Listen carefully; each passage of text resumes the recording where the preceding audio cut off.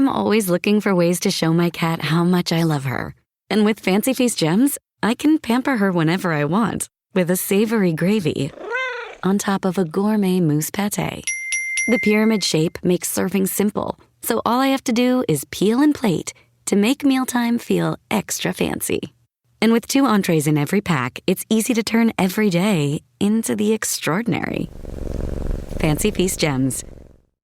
Wish you could become a morning person? You know the type, up before the sun, early morning runs, first one to the office with donuts and a smile. How do they do it? Easy. With the new Galaxy Watch 8, sleep tracking and personalized insights from Samsung Health help you improve so you can wake up to a whole new you. One who, dare I say it, skips the snooze? It's possible. Train your sleep with Galaxy Watch 8. Learn more at Samsung.com. Requires compatible Samsung Galaxy phone, Samsung Health app, and Samsung account. For a limited time at McDonald's, get a Big Mac extra value meal for $8. That means 2 all-beef patties, special sauce, lettuce, cheese, pickles, onions on a sesame seed bun, and medium fries, and a drink. We may need to change that jingle. Prices and participation may vary. This podcast is supported by FX's English teacher. Last year's critically acclaimed series returns to follow Evan, Gwen, and Marky as they vie for their students' divided attention. See why Cosmopolitan called its premiere season a masterclass of comedy, while Glamour raved it's the year's funniest and most heartwarming new comedy series. FX's English Teacher, all new Thursdays on FX. All episodes now streaming on Hulu. This episode is brought to you by Nespresso and Samara Origins by the Weekend Coffee Collection. Introducing Samara Origins. My collaboration with Nespresso is a connection to my roots, to my mother, Samara. Coffee that hits the right notes. It transports you. Crafted with unique notes and bold soaring flavors. Experience a taste that moves you. Nespresso and Samara Origins. Discover more at Nespresso.com.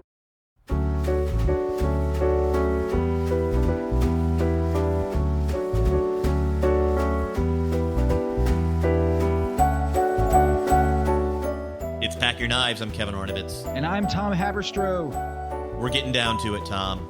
Down to 5 contestants. Actually, 4+ at this point. The contestants are on their way to Telluride as we speak in the parallel universe where the show is actually being recorded in real time, even though it was probably months ago. And, we're at that point in the season where it's sort of, a lot of really good chefs, and you're picking nits to make distinguishing judgments, and what's going on? Yeah, I feel like this is almost exactly the same juncture we are at with the NBA season, where it's the dog days. People are getting restless. They're cranky, and they're actually, to extend the metaphor, just like teams are at the trade deadline, having to evaluate their weaknesses and their strengths and try to pick up and clean up all their mistakes. Top Chef guys, they had to do it this week too. They had to look at, as one of the challenges, kind of do this montage throughout the season and all that stuff. And it seemed a little bit like filler to me. Not a whole lot went down on this episode. And I'm not a big horror movie person, or I'm not a big spiritual ghost guy. So neither am I. This one didn't really light my world on fire. Yeah, it didn't either. I mean, it seems like they've established some real themes. And one is that the food this season hasn't been all that good. We've seen Tom, I think more than one time now, remark that he's getting better food in Last Chance Kitchen than he is on the big stage and on center court. And that's to steal a word from you, kvetch. Is he kvetching? He's kvetching a little bit. He's getting better food in the, which kind of poses a question. I'm thinking about what Hershey Ash, our friend, said a couple of weeks ago during Restaurant Wars, is that Last Chance Kitchens just requires that you be a cook, and the center court, main stage, whatever you want to call it, requires that you be a chef, and being a chef's harder than being a cook. And I wonder if the limitations and concentrations of Last Chance Kitchen are just producing better food. But am I correct that the judges seem to have expressed, all season long, everybody's a little cranky. Padma wants to know why Fatma's not making better South Asian food. This one wants to know why, the food hasn't been elevated to what a professional chef could do. This is stuff that an amateur chef do. I just feel like it's funny. There's been a lot of harmony in the house itself, but I feel like the judges have been kind of just unimpressed on a wide scale basis. They feel like they're not getting great food. Yeah, you know, the quick fire, as Tyler Anderson told us early on this podcast, go listen to that podcast. If you have not, Tyler Anderson came on and described like he hates quick fires. And with this one, it seemed, I don't know, way above the creativity threshold for Bruce. And it was clear Bruce is going through the motions. It's been apparent for the last few weeks where, you know, there's been a lot of talk about him and having his first child and the emotional roller coaster of being through that on the road and not being there for the birth of his baby son, Jude. And, you know, he's asked to be creative in this quick fire. And literally he says, I don't know what I'm doing. I'm just going to make up a story that he's afraid of seeds as a kid. What was that? Yeah. So just a review for our listeners who for some reason haven't watched the show, but actually listen to us, which is completely deranged. If that is you, is the challenge is they drove the contestants to the Stanley Hotel in Estes Park, Colorado, which is kind of on the doorstep of Rocky Mountain National Park. And it is the site that inspired The Shining. It's this big old hotel that's kind of haunted. Stephen King allegedly had a terrible nightmare that inspired The Shining, and Shining is a kind of iconic horror movie in American pop culture, maybe the most iconic one. And so they had each contestant create a dessert that portrayed their worst nightmare. And you're right, you know, Bruce, and we're going to talk to Bruce Kalman. So hang out if you're just tuning in, because Bruce Kalman will be here shortly. Yes, and you know, I just want to cook. You kind of get the feeling there's certain contestants on the thing. Just let me cook. To which I always wonder, when you're asked to do something thematic, whether it's something from your childhood, whether it's a nightmare, whether it's paying homage to X, Y, or Z, or some sort of narrative nod to your food, are you better off just saying, screw it, I'm going to cook something good, I'm going to completely blow off the challenge's premise, and so long as I don't screw up the food, they might slap me on the wrist for not abiding by the actual nature of the challenge, but they're not really going to send me home or put me on the bottom because, you know, my vision on the plate didn't conform to their requirements. I mean, and that's sort of the great question. Can you really just kind of blow off? Are you better, like, would Bruce have been better off blowing off the challenge's premise and just doing something that's very red and saying, oh, it's gory? Yeah. And he could have come up with like, when I was a kid, I ate a marble by mistake, and so now every time I eat a seed, I think like, oh my god, I'm chewing on like a marble or a piece of pebbles or something like that, just to give it like a more convincing, plausible story than, yeah, here's a really delicious plate of food and there are pomegranate seeds in there, and also I was deathly afraid of seeds when I was a kid. Like, what? So I do admire his willingness to completely just lie, because it kind of just didn't inspire him, and I would imagine I might feel the same. I don't even know. I was trying to think of myself, what would I do in that situation? Like, what are my childhood? I have the same childhood nightmares as everybody, which is like you didn't drop the class.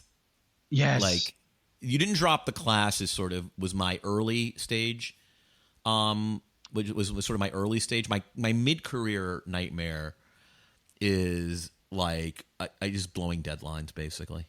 Yeah. I'm really boring. Yeah, I also get the one where you wake up and it's final exam day and you haven't studied and you forgot about the class the entire semester. You're like, oh, like you forgot to drop it. Like that was sort of the one. Yes, exactly. Yeah. And other childhood, like do you have NBA nightmares? Do you have like NBA journalism nightmares? Oh yeah, all the time. Is like when we were in the Heat Index. So Kevin and I covered the Miami Heat from 2010, that 2010-2011 season, the big LeBron James movie taking his talent to South Beach season. And I would wake up in the middle of the night, like tweeting like a dick pic or tweeting like thinking that I tweeted some horrific like inside like knowledge, something I shouldn't have tweeted, and I just wake up in a panic and a sweat in the middle of the night being like, oh my god, that tweet just went out to like hundreds of thousands of people and now I'm gonna be fired. Like I had those, like I guess I would characterize them as like Deadspin nightmares. Right. Like you wake up and Brett Favre, yeah. So that was always my thing, was like I'd get the sweats in the middle of the night being like, wait a minute, I gotta check my phone, and I grab my phone, I put in the password, and I'm like, oh, I didn't open up Twitter. So besides that, I think that I get the common one when I was a kid which is like the naked one where you show up to school and somehow you don't have any clothes. Did you get that one ever? This is gonna sound weird. I think it's a gay straight thing. I'm not embarrassed about it. Like I'm not a nudist, but I just don't like the idea of being nude in front of other people and it being embarrassing is just weird to me. Like it's a very millennial sort of weird straight person problem. Like Bomani Jones, our friend from ESPN, I saw him at the National Association of Black Journalists Convention. I was there in 2012, and he was doing a panel in New Orleans about this very thing. About it was showing like he was up on there with naked to AJ. school. Well, no, he was on a panel with AJ Delario, formerly of Deadspin, and they were talking about, I think the topic was is there, Deadspin historically had a very white staff, which always made sense because Deadspin was an entity that geared toward a very as Bomani said, it's a very Caucasian sensibility, and it's okay. He wasn't saying it was racist. He was like, for instance, he's like, one of the things Bomani said is like, the idea of being like scandalized by dick pics, which at the time was, Brett Favre, and there had been a bunch of others, and Odin and the others. Yep. He's like, that's a very Caucasian experience. And imagine Bomani's voice here. I'm not going to try to do Bomani's voice. Like, that's a very Caucasian experience right there. Right. Like, I really don't think it's happened to black people. It's not. Right. And his point is that it was something that would be a source of endless amusement, and scandalization, and something to talk about. Oh my God, Brett Favre! Can you believe he texted a dick pic? And I think what he was suggesting is to non-white people, and I would put gay people in this category. It's just like, whatever. Like, so I never had the naked nightmares because largely it's a weird thing to be stressed out about, is like being naked in front of people. Like it's like everybody's got it. Like what's the weird thing? Anyway, so you've been hiking a whole bunch in your life. Have you had I the have hiking the falling one? ones. The falling ones, yeah. Like falling is something like from like great heights is a total nightmare I've had. Like woken up, yeah. That one I've had. Anyway, so they did this. Chef Chris comes out with like the most macabre, crazy ass, like a gingerbread man looking like a crime scene, like the cover of the Clockers novel, like crazy, just bizarro thing, and won the whole thing for it. Yeah, like Padma kind of looked like a tarot card reader or something. Like she was like, "I love the way your plate looks. It's exactly the way I was looking for." And I was like, "Oh, you are creepy." Padma was really creepy. She conformed to the theme of the entire first half of the show. Like she was creepy. Yeah, sitting in the corner of that room, and I think even Chris or Bruce who walked in and was like, "Yeah." No, and it was like weird. she'd taken a Seconal or something. It was just really kind of bizarre. And Carrie couldn't get anything, didn't get all the elements on the plate. Bruce overthought the challenge and ended up with a panna cotta that looked like kind of gore pudding. And Adrian did a very lovely job with tree branches and different textures and did a gorgeous plate. And Joe Mustache did an egg yolk ice cream that I am dying to try. Yeah, that looked good. That looked really good. It didn't look like a shattered egg fetus like he was trying to go for, but it was definitely really – it looked awesome. Michael Vitaggio at Inc. in Los Angeles, former Top Chef winner, has an egg yolk gnocchi on that menu before. I think Inc. just recently closed, or maybe it didn't. I think it did. And I'm in general the egg yolk subgenre of food. Not just, an egg yolk is on top of this asparagus with pecorino. I'm talking about like egg yolk as its own standalone thing. Egg yolk ice cream, egg yolk. I'm a huge fan of egg yolk things, so I was a big fan. It seems like the larger theme right now, though, in the show is we're sort of divided into the technical chefs, Joe Mustache and Adrian, and the rustic, homey chefs. And I would put Chris, Bruce, and to some extent Carrie, who kind of does her own thing. She's sort of a subgenre of kind of mountain standard cooking, if you will, kind of and it's sort of that is sort of the two tracks right now, and it looks like the technical people are winning. And obviously Chris acquitted himself very well in the quick fire, but struggled and finished on the bottom with Bruce in the main event, where there were 3 very good dishes apparently cooked for Governor Hickenlooper of Colorado. Sometimes mentioned as a dark horse candidate for the 2020 Democratic nomination. By the way, he's got to get a better hairpiece than that, though. Ooh, that's cold, man. Oh, I'm sorry. as I feel like someone who's losing hair, I can say that because he's a brethren of mine. But did that not come off as you like? Did you not see that? You didn't notice? Now I'm gonna have to totally rewatch. By the way, I mean, can we applaud both of us for kind of taking control of our baldness? Yeah. Well, I don't know if you saw. I posted on Instagram. I played peekaboo with my island table with my daughter, and I smashed my head on the bottom side of the table, and I was bleeding. It was ugly. Well, you were like stitches? No, not stitches, not quite, but I definitely got my bell rung where I was like woozy for a little bit, and then my daughter, who's a year old, she was just laughing at me. So that was fun. It was a very humbling moment as a father. It was like, yep, well, I am just here for the entertainment and the clowning for my daughter here. So right now, children are merciless, Tom. I know. So right now, my hairline, my receding hairline is not too sharp because it's now scabbing over. You got the widow's peak going on, so yeah, it's receding as well. Though I'm at this point, I'm just kind of going for the Tom Colicchio look, basically. It's funny. We talked about Carrie a lot last week, and she's a really interesting contestant. I'm sort of really drawn to Adrian right now because I think there are two kinds of chefs on Top Chef. You get the fully formed juggernauts. You get the Voltaggios. Mai Lin is another one who's just like, she came in and she just crushed start. I'm talking wire to wire, 65 games. Put it in the win column. That's who they are. But I think also interesting are the chefs who grow over time. And I'm thinking from Top Chef Boston, I forget which season it was, like Melissa.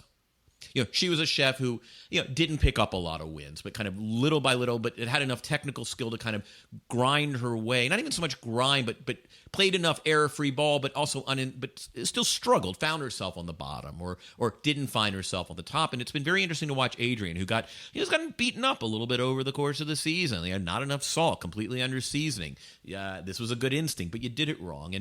And by her own admission, doing really derivative dishes, stuff that reminded her of things her mentors have done. And watching her kind of come into her own, and she didn't win. She did not win the elimination challenge. That went to Joe Sasta, who seems to have regained his footing and did the most gorgeous pasta. Put the beet greens. We see beet ravioli sometimes. Like we see people put the actual meat of the beet, that maroon, in a ravioli. He decided to use the beet greens and put it into the dough, which created this lovely kind of like earthy green texture. And it was it was the most gorgeous dish I've seen. Evoke the beet, that maroon and forest green kind of together. It was just a beautiful Colorado plate. I mean, if you were ever going to design a dish to serve to the governor of Colorado, this was it. Like, it's a summer mountainy dish that was hearty, and he wins. But Adrian really, it seemed like, came in a strong second with her monkfish that she paired with a venison Jew. As she said, come up with a hearty fish that can stand up to the gaminess. I mean, that was the dish I wanted. That's the dish I would have ordered had those 5 things been on the menu. And she's really coming into her own. I don't think she's going to win this competition. But what I am now convinced of is she is going to be eliminated very nobly on a day in the next couple of weeks where we had 3 lovely entrees here. Now we're at the point in the competition where it's the small things. And I think it's nice to see that. I think when she does get eliminated, it's going to be on a small thing, not a big thing.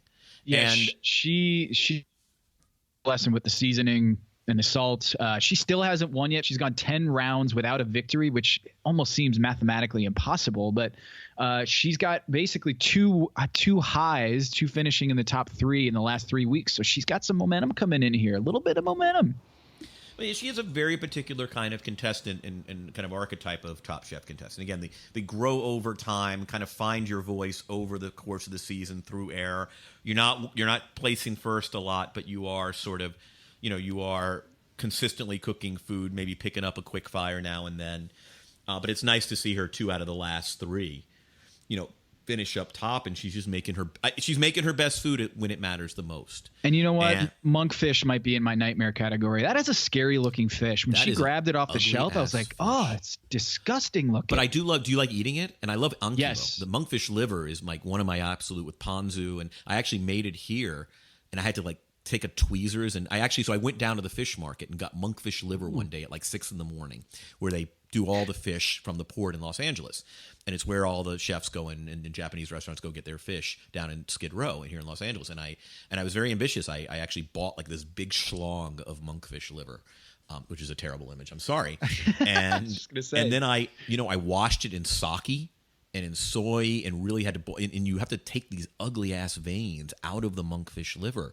And then you do that foil thing that you see they do, and you have to steam it. Like I put it in and I made it for the Super Bowl a couple of years ago. Andrew Hahn is actually, if you go on Andrew Hahn, our friend Andrew Hahn, on his Instagram, he took a lovely photograph of my ankimo with ponzu and scallion. So I've made monkfish liver. I've never actually made monkfish. And that she's just it's fun to see a chef kind of develop. It's over time. It's like watching Donovan Mitchell come into his own or something. I mean, she might not be that talented, but the project of not just seeing great chefs, but seeing chefs that have really nice attributes, but don't really put it together to the final weeks. And so that's been fun. Carrie continues, because I got to say, I looked at that plate when it came out. I'm like, oh, this might be the week she goes home. Yeah. And then it turns out she gets real simple. I mean, they were like kind of 3 component parts, but the shishito blueberry, like she's just really smart at keeping kind of home hearty food, but with a twist. There's always this one twist, never more than one. She brings in the spice again from the the habanero eggs Benedict from a few episodes. She's not afraid to bring in some spice. The shishito with the blueberry compote, though. I think it was a compote. I mean, just there's always one little twist with her, and it's funny, and at times, it's unambitious kale salad or what did Joe Sestos, let's say a couple times, I'm not doing. What did she do or the toast? Yep. And yet Fancy toast. There's always enough of a twist to elevate it, but never too much. She's kind of the Mustache Joe in many respects, but it's working. The 2 bottom finishers were Bruce and Chris. Chris, inexplicably. So there were 2 things that were just the 2 chefs who finished on the bottom did 2 completely inexplicable cardinal sin things, which was Chris decides for the first time in his life he's going to make pasta. Can you imagine? What the hell, Chris? What are you thinking, Chris? You went the whole season. It's cook my food, do my food. And then right here, when there's 5 people left, you decide I'm going to do things I've never done before and just wing it. Really amazing. And then Bruce, the ultimate Charlie Brown football. It wasn't risotto, but decides he's going to do barley in lieu of risotto or in lieu of pasta. It's undercooked. I think the stress and then that stress was compounded kind of by he got into a rush. I oversalted the barley. He over-rested the duck probably because he had to attend to the barley, and Bruce gets eliminated, which is just a shocker. And we're gonna have him very, very shortly. Yeah, I felt like Bruce was ready to go. They came back to Last Chance Kitchen and Tom Colicchio asked him, "You ready? You want to win this thing?" And he's like, "Yeah, I do. I think I want to win this." But really, it kind of felt like he said it many, many times on the show. He just wanted to go see his kid, and you could see the energy, the creative energy, just completely get sucked out of him over the last few weeks. And I got to imagine that was really hard because I know he wants. No one goes on Top Chef wanting to lose. Can we settle something once and for all? Because it came up with Tanya's elimination. You're still held hostage. You don't get to go home. You got to go into the bullpen and into the peanut gallery. Like they don't put you on a plane. We got to ask him that because when he got kicked off of Last Chance Kitchen, which spoiler alert, when he did that, he was like, "Now I get to go see my kid." We're gonna have to ask him that. Yeah, and again, I don't know that we're gonna pull back the curtain on this, but there's Bruce Kalman. Should we call Bruce Kalman? Let's do it.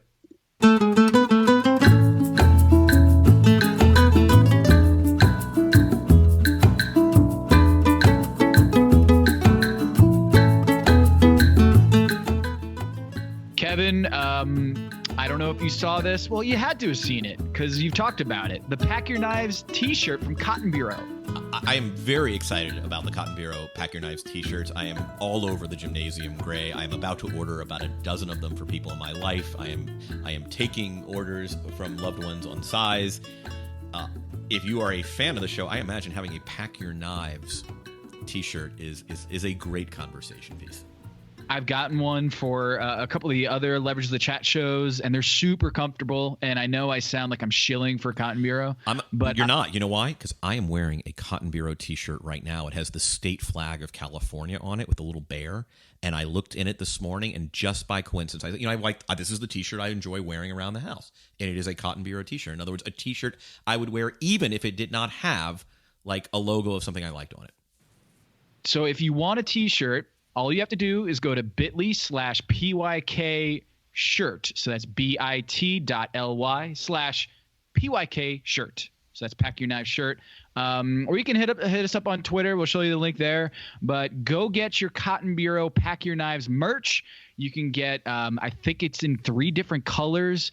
So if gray is not your thing, we have other colors for that too. And this offer ends soon. So definitely go get yourself a Pack Your Knives shirt. It's super comfortable. I actually now that I'm a dad, and I guess this is a 30 something, when you get in the 30s, you tend to just wear things that are comfortable. You just like comfort. And one of the great things about Cotton Bureau is that they're super comfy. Yeah, and by the way, by the time you get into your 40s, you just go naked around the house and you don't care. That's basically how it works. But yes, in your 30s, how are you going to sell merch that way? You're not. That's a really poor way to sell merch. Nudism is not good for clothing sales. We agree. bit.ly/PYK shirt. So go get your Pack Your Knives shirt and go get it now.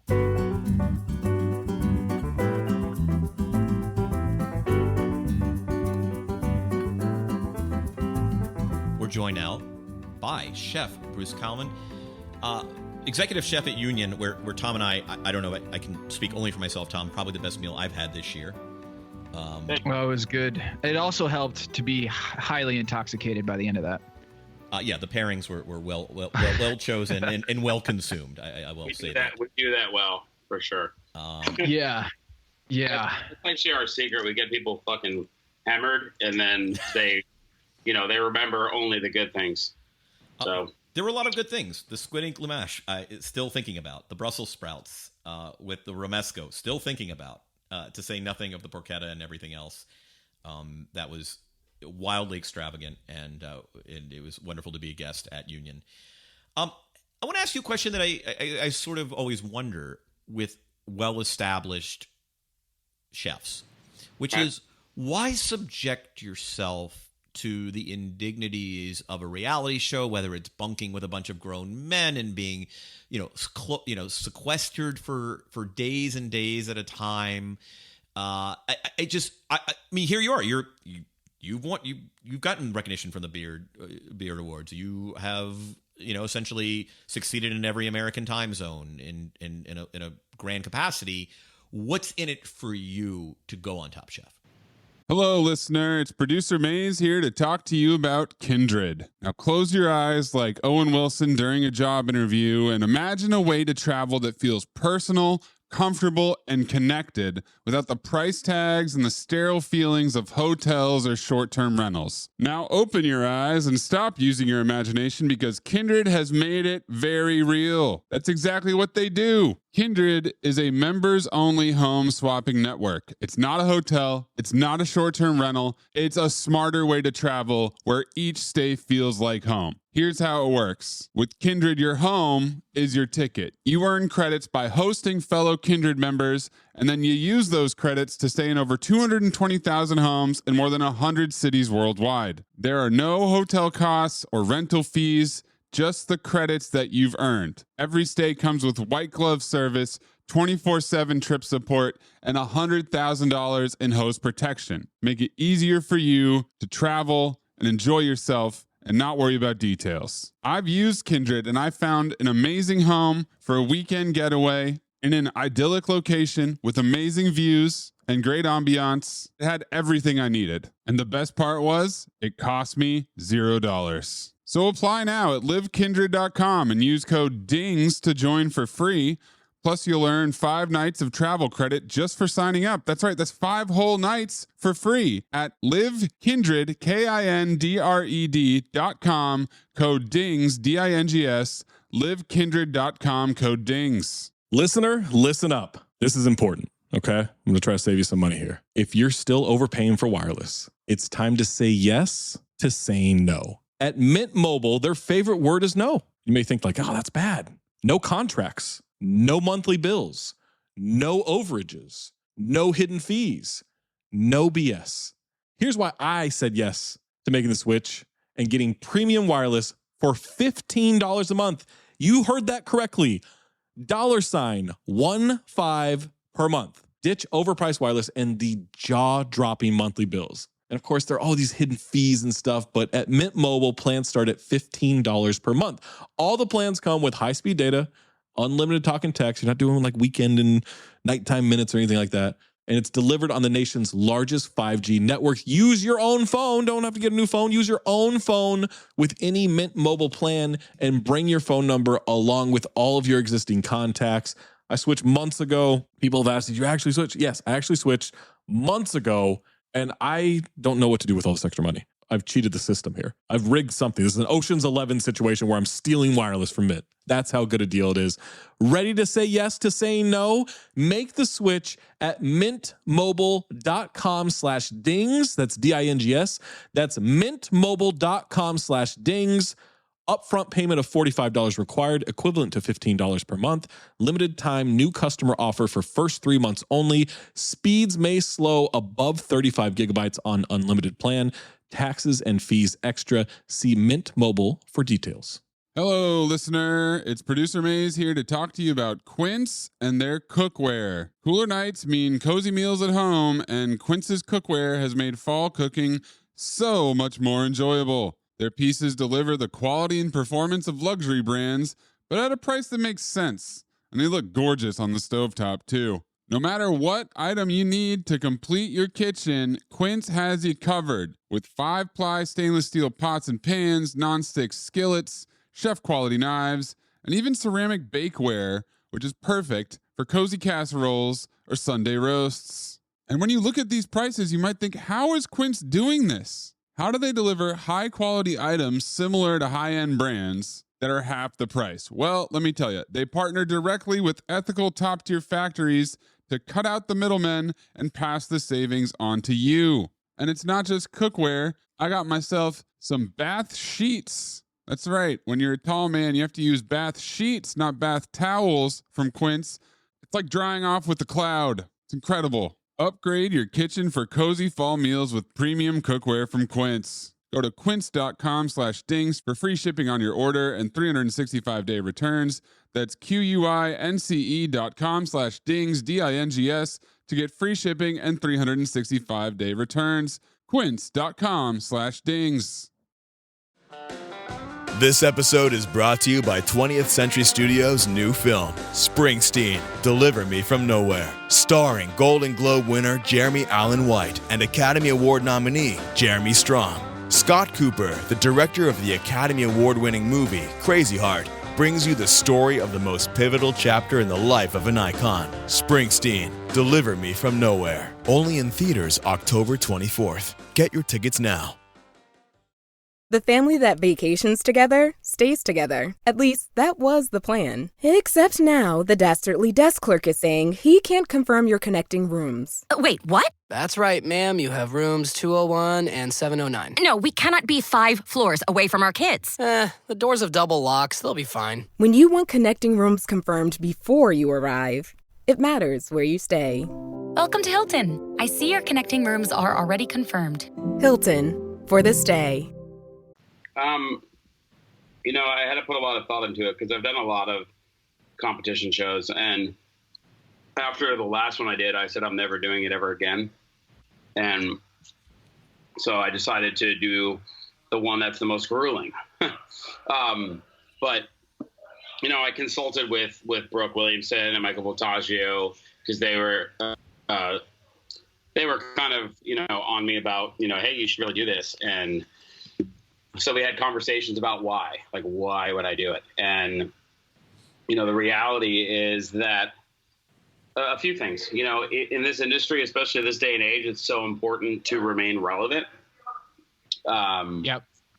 And, that kind of publicity, doing that show, if you compare the amount of exposure I got, if you monetize that I mean, I don't think I could ever afford that kind of PR, to pay somebody. And it's pretty incredible. And it gets butts and seats. And, it's about promoting a brand. And I feel like, what I've done on that show is represent myself really well as a professional, as a good person. I didn't get involved into so much of the drama, and not that there was a lot to begin with, but, I feel like it's important on a show like that. It's almost as important as winning, and doing well on the show is always keeping your head up high and, having dignity. Are you seeing a difference on after the holidays, the dog days of winter, if you will? Are you seeing a difference on Tuesdays, Wednesdays, and Thursdays at Union, January and February? Big time. Really? That's interesting. Yeah, big time. And, it's exciting. It's exciting. It's an exciting show. I used to really want to do it way back in the day. I mean, like when they were still doing like season 4 and 5, I'm like, oh, I'd love to do that show. And, it was just, now was my time, I guess. And it was definitely challenging, and I think too, it's kind of like, if I don't do it now, I won't do it. And, it really it taught me a lot about myself, and it pushed me in ways I haven't been pushed before. So, I think all in all, it was a really incredible experience. I made some amazing friends, and, my biggest fear going into it was that it was going to be a house full of ass clowns, and which it was, but in a good way. Yeah, exactly. I mean, not in a way that's like, I've seen people doing stupid pranks, like wiping chocolate on the toilet seats and shit like that. Like, I just don't have the time or patience for that kind of junk. It's stupid. It's childish. And I'm, glad that I instantly latched on with, Tyler and Joe and these guys. And, we're still like close, So your Twitter profile, the banner, I think, is a picture from the show when you found out that Joe Flam was eliminated. Is that right? Yeah. Why did you choose that? That's so touching to me. I think it really embodies like where we were at that point in time. I mean, I tell you, I mean, like, again, having done a bunch of other shows, I've done shows where mostly it's like you're there for like one day. Yeah. And even Best New Restaurant, like, when you watch an episode, it was a couple different challenges, like one in the restaurant, one in New York on the same episode. But we really don't spend a lot of time with the other people, not like this, and you really get close with these people for better or worse. And where it's like, yeah, of course, people, you want everybody else to go home so you fucking win. But at the same time, it's like, and it's not like we're never going to see them again, but it's emotional. It's like, Joe, he's undoubtedly like one of the most loved guys that was in the house, and he's just such a great person and fun and funny and caring and, and he's a good hugger. So like, it was definitely emotional. I mean, it would have been if any of those guys went home, especially when it got down to that point where it's like top 8, top 7, anybody goes home and it's an emotional thing, Yeah. And I got to imagine, because you went through such a big life moment too, with your son Jude being born while you were out in Denver on the show. Yeah. It kind of felt like to me, Bruce, that your mental energy was sapped by the end. And in the confessionals, you said as much, is just, I want to go home. Did you feel like your heart was in it at the end there when you had so much family life going on back home? I mean, my heart was in it, and, it's kind of like when you're, like going into the restaurant, you have to leave your shit at the door and not bring your personal. But this is very different, and it's not only that I didn't get to meet him yet. It's a grueling shooting schedule, and it's the time that I would have, to be able to call or do a FaceTime and see him was far and few between. So it got to a point where every moment that I was able to do a FaceTime, he was asleep. You know, and it's like it's one thing so for me. Cruel. Which welcome to being a father. Yeah, exactly. And you know, so it was one of those things where, you know, I think if like we already had a kid and it was another baby, it would have been different. But this was like, my wife and I have been on this journey for a really long time, and I've dreamed of the day forever of having a child. And then now, you know, the other thing is the original C-section was scheduled for June 19th, and we wrapped the next day. So I would have been home, you know, a couple days after, and he ended up, you know, being born a month early. Oh, wow. So that's where things got a little funky for me. And it just got really hard. I didn't think it would, but it really did. And not only that, but how taxing it was for my wife to have to deal with all of that stuff without me being there. You know, it's a lot. And, you know, not to mention it's an adoption situation. So there was a ton of legal and logistical stuff that had to get done. And, you know, like I remember she, you know, like basically the rules were we could do phone calls when we were only at the house, which wasn't often, to be honest. And so there was a point where, like, to get him to be released from the hospital, she needed some information from me to where, like, she had producers, and I can't remember which challenge it was after, maybe the Olympic challenge. They pulled me out of the stew room and got me on the phone because I had to. I didn't know, you know, I had to answer these questions. There were personal questions that needed to be answered about my family and all that kind of stuff for him in order for him to be released from the hospital. And then you had to go to the judge's table. And then I had to go to the judge's table. Oh, man. That was a good episode, though. I think it was that one. I think it was the Olympics. But in any event, you know, it was definitely trying. The whole thing is just trying, you know, and you know, tack on that, I mean, the anxiety and stress we all had, all of us. I mean, there was nobody there that was like calm, cool, and collected while we were waiting outside the kitchen to be called in, you know? Yeah.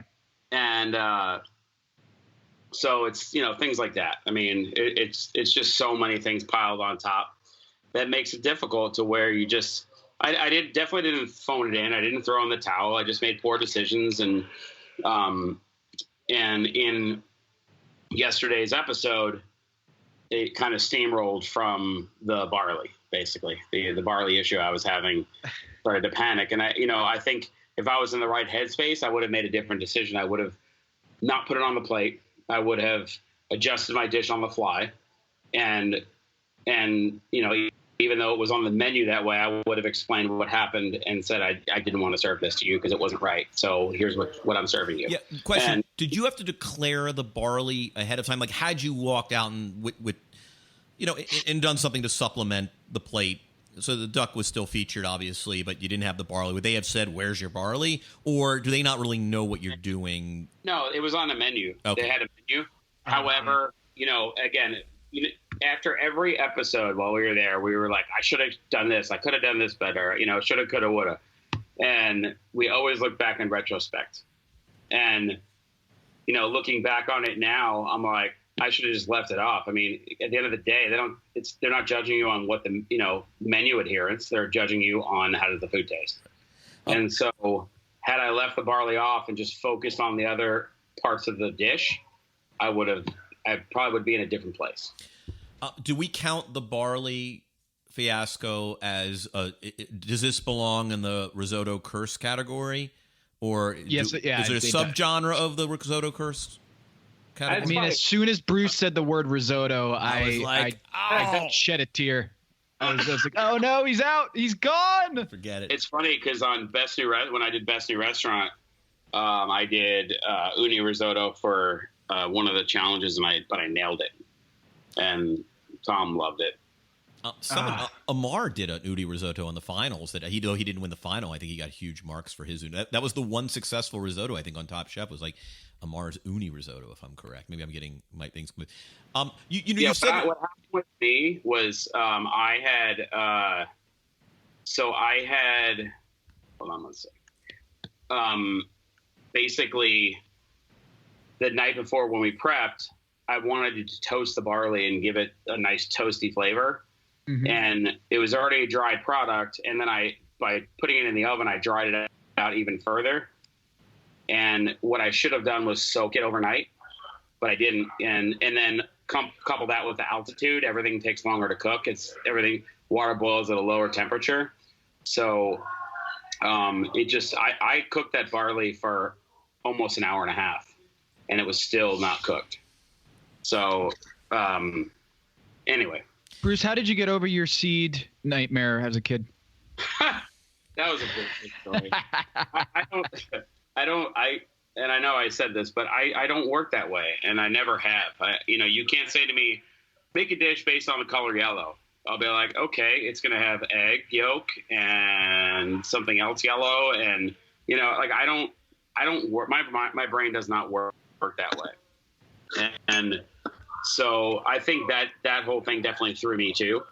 And did you know that going into the show? Like, shit, I got to come up with like these weird narratives for my dishes. Oh no, I made that shit up on the fly. I saw it was in the kitchen and I'm like, this will be a good, stupid story, but, that dish sucked. I mean, it was the worst thing I made in the entire season. Hey, so you kind of bring up an interesting point. I wonder if, Joe Sasto says something that chefs often say in the outtakes, which is, hey, food is about telling a story. And I kind of imagine Bruce Kalman in his mind saying, no, food's about food.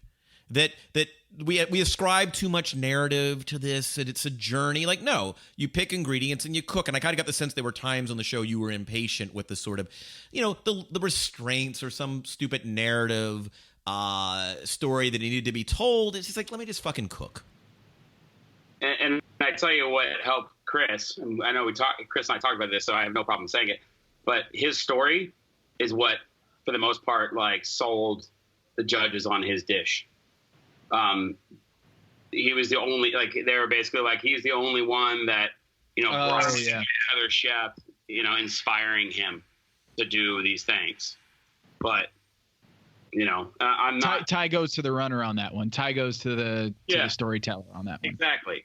And that show, it's a mind fuck, that show, a lot of times. It really is. And it's, putting not a great dish together, but something that adheres to the challenge and really truly adheres to the challenge. That was a lot of the stuff I had issues with from time to time, in the beginning anyway. And, it's not just about that. It's not just about making a great plate of food, but it has to make sense for that challenge. And, it was definitely a great experience, but, I prefer to make a dish and have it tell you a story. Like, it reminds you of this time when you were a kid and this happened. That's more what I go for. And if you don't get that out of it, then you just get a great plate of food, and that should be enough. I asked before you came on, I asked some of our Twitter followers if they had any questions for you, and Rapetzel, at RAPETZEL, asks, did it feel harder to compete with so many existing judges' relationships, almost like there's more to lose than other contestants fighting for initial recognition? What was that like? Yeah, I mean, that's in my own head, though, and it's funny because, like, while I was there, I felt like Tom was kind of giving me the cold shoulder a lot, and I know Tom, and maybe that's why I felt that way, and maybe he was in a way, to kind of, separate that relationship. I mean, we're not like buds. Like overcompensating. Yeah, we don't call each other every freaking day or anything. I mean, but when I see him, we talk, and he's an amazing guy, but I think that a lot of that was in my head because when I watch the show, I don't see that. You know what I mean? And I think I just put that pressure on myself, really, and I don't think everybody asks me those questions. Like, do you think they judge you harder? Maybe I felt like they did, but I don't think they did. I think that they, I think where it plays against me is that they know what I can do food wise. They've tasted what I cook. And, when they get something that's not up to par, then they in their head, they're probably comparing it to that. Tom's coming to town. We're going to watch next week's episode in my living room. We're both getting back. We're both getting in Los Angeles on Thursday, me back from a trip, he coming. I want to take him for dinner afterwards. Now, I am in Echo Park, so I prefer. I could go to Kalman or try another Top Chef Los Angeles restaurant, but probably prefer to stay Hollywood and East downtown. By the way, doesn't have to do something chefy. I could take him out to San Gabriel Valley and do like a beef roll or something, or dumplings, right? So where am I taking Tom on Thursday night after our show? Have you been to Parks Barbecue in K-Town? I was just there for a friend's birthday party. That's a good one. You know what? It's a really good one. That could be good. It's just such a zoo. Yeah, but that's why. Like, are we going to wait for an hour and a half? Like, I don't wait. That's kind of my thing. I don't wait. Yeah, no. I don't wait. Me. I feel you there. I get impatient. Man, I don't wait. I will book a reservation at 10 a.m. when the moment that Ludo's tickets go on sale, and I'll be like I'll do whatever is necessary to get the reservation and set my alarm. But I don't want to wait. Yeah. What about downtown? Downtown's I'm 5 minutes away. Broken Spanish is awesome. You like Broken Spanish? Yeah, okay. I like that one's by LA Live, right? Yeah, it's right by Staples, man. You can walk to the game from there. And I don't know how late it's open, but Charles Awalia has Rice Bar. It's tiny. I love Rice Bar. I went there for lunch. I always go there for lunch. That's just a lovely lunch situation. Awesome. He's great too. He's an awesome guy. Those are great bowls. That is just one of my favorite lunches in Los Angeles. I'm with you. Barama, really good. I love Barama. Except my only complaint with Barama is they took the goat off the menu. He takes the goat off. You take the goat off the menu. Right. Have you been to Badmosh? I'm sorry? Badmosh. Oh, up on Bunker Hill. Near the up there. That's an Indian. Yeah, they're right by Viviana. Yeah. That's another good option. All right, I'm going to come up with something good for Tom. I got to impress Tom. Yeah. You usually are really good at this, so you have high expectations. Have you been to Pine and Crane in Silver Lake? I have been to Pine and Crane in Silver Lake for kind of Asian standards, kind of reinvented in a casual setting. You haven't been? No, I'll tell you, I have not. You know what I'm doing? I'm doing on the 20th, actually, a couple days after I see Thomas. I'm finally doing Vespertine, kind of a birthday-ish kind of treat celebration, and at those prices it better be really freaking good. Right. I don't know. I feel I haven't been to Felix yet. I haven't been to a lot of the places over in Venice and Santa Monica. Felix is awesome. Is it? Yeah, Felix is fantastic. Might be a little bit of a schlep depending on where Tom's staying, but we can do that. Anyway, this is boring for our listeners. Can I ask Bruce, when you guys did like the dad Olympics where you had to change a diaper and stuff, like as a new dad myself, I have a 12-month-old here. What was the most fun, or some of the things that was on the cutting room floor during that surprise, that once you found out you were going to be a dad, like what were the cool things there? The best thing that we did, which I can't believe they didn't show, was they had a bunch of diapers with numbers on them, and they melted candy bars inside. Oh no! And you had to guess the candy bar. Oh! You open it up, it looks like a diaper full of poop, and that was kind of fun. And then we did a baby food blind tasting, and I won. Congrats. We were just talking about this the last episode, Bruce, is what are some of our favorite challenges on Top Chef, and the blind taste test ones. Both Lynn and Kevin, you're big fans of it, and that was kind of it. They should have shown that, the blind taste test and trying to snuff out the diaper candy bar. Yeah. Duty. Yeah, I know. Way better than the diaper changing race, but it's all good. That was fun. I was happy that was nice of them to do that. Yeah. So there was the milk. What was the milk? The bottle thing you had to drink. Bloody Marys out of the bottle. Enchiladas. Yeah. It was hard to drink out of them, so we ended up screwing the caps off and just drinking out of them. What's next for you? Union's rocking. You got anything else in the works? Yeah, I'm part of this new project called the House of Machines. It's opening in the Arts District, and it's a really hip concept. They have a couple abroad, one in Cape Town, South Africa, and one in Niseko in Japan, a ski village. And it's this really cool concept where, like, I own the kitchen. We have doing breakfast, lunch, dinner. There's a amazing cocktail bar. Bad Birdie is her handle on Instagram, Amanda Kalman. She is phenomenal mixologist, and we're doing these really awesome cocktails aged in oak barrels. And then we have coffee from Evil Twin Coffee in South Africa. And then there's a dude, LA Speed Shop, Chris Richardson. He's building motorcycles on site. And we have partner with Fender, and we're going to have live music. And we have an event space and a cool speakeasy. And it's such a really cool place. It's, all about rock and roll and motorcycles and tattoos. And, the thing I love about it the most is that people are going to come in here and get food that they're not expecting. Yeah, because I was going to ask you, Bruce, because, that's not a food first kind of venue, right? I mean, it's a community space. It's this, that, or the other. You're a chef's chef. So, I mean, how do we? What's so appealing about it to you?